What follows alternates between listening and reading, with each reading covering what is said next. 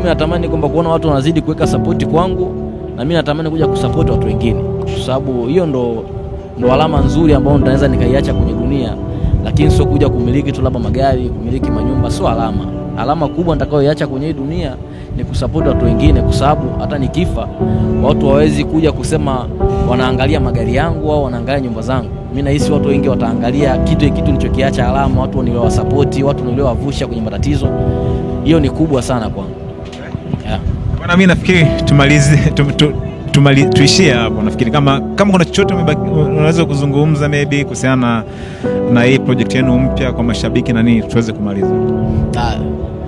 Bwana, kitu pekee ambacho ninachopenda kumalizia hapa ni naomba watu wanisupport, naomba watu waende YouTube wakaview, wakalike, wakasubscribe.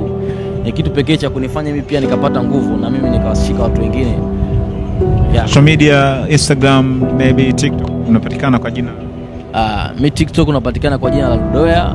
Ukienda Instagram pale inapatikana Ludoya pia.